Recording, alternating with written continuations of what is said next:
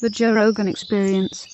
And to feel that energy of people wanting you to succeed, wanting you to do good. Wow. People that were there for the ride back at the Ice House, 20 some odd years ago. Look at all those And people. so, yeah. That is insane. That's insane. It was a beautiful moment. I was choked up in the first 30 seconds walking out there because they just kept cheering like, and then I said, we did it.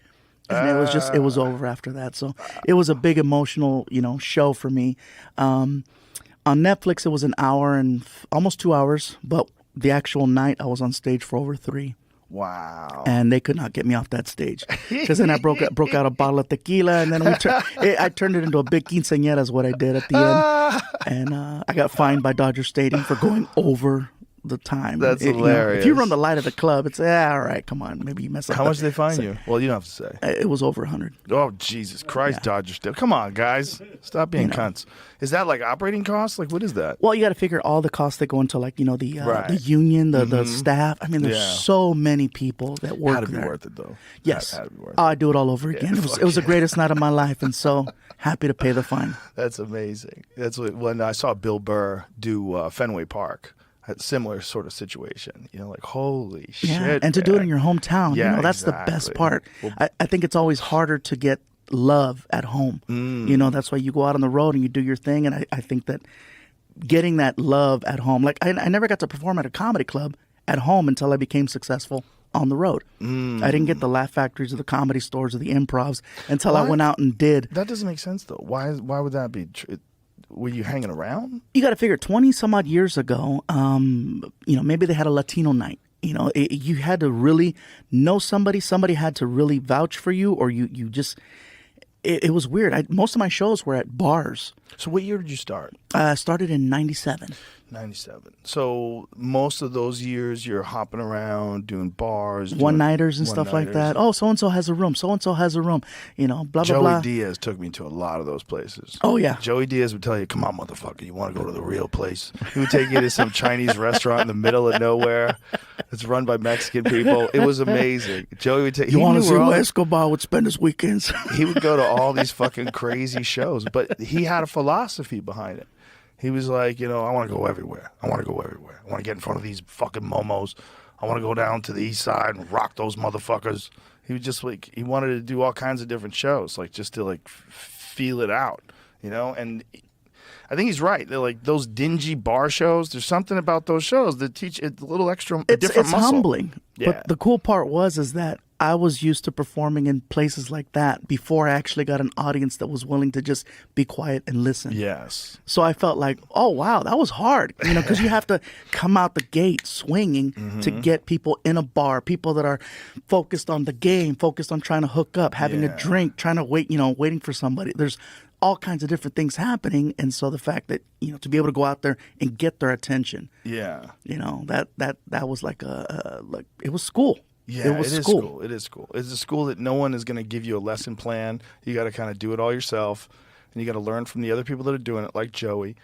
But it's like I did the same thing in Boston. We got road gigs because those are the ones that they would pay you to drive for 2 hours and do some 40 minutes in front of a bunch of crazy people.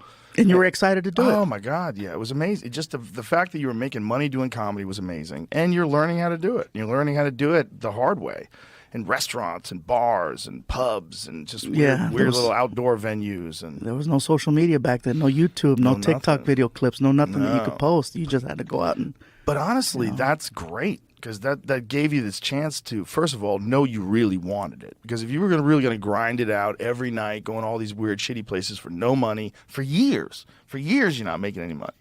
Like, you got to be committed to that because a lot of people, they got one foot in, 1 foot out. They have one good set, and they're like, maybe I'll give comedy a try. But guys like you and guys like me, we're out there every fucking night.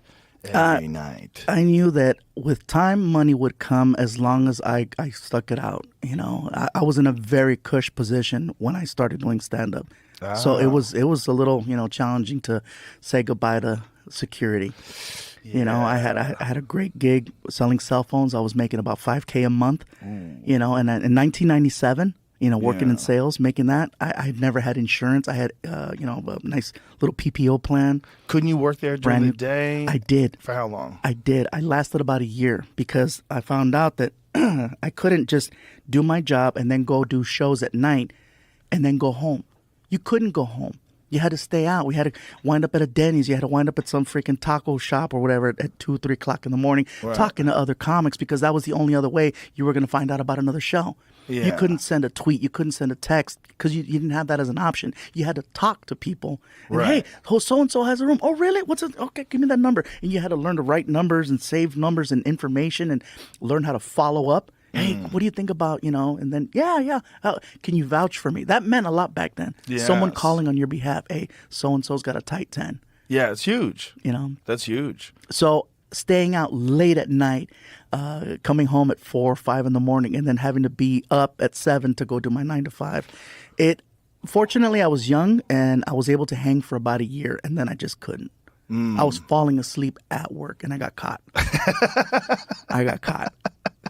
I was working inside of a little kiosk selling cell phones, and one time I just kind of, let me do some inventory here on the floor, and then I guess I was snoring and somebody caught me. Oh my God. And I'm like, oh. Oh my God. That's a beautiful story, though. Yeah. That's an American dream And story. I thought that because I had done a couple of television shows and I saw the money that I could make doing stand-up at that time, I said, oh, well, and then you start doing the math, the delusional math. Well, if I get one of these a month and I do this and this and this, I only need this much to pay my rent, this much to pay my car note, I'm going to be fine. And I quit my day job and I got evicted from my apartment because I ran out of money so fast. They came after my car. The repo guy was looking for the car. I got evicted. I went to go sleep on my sister's couch. It was one of those.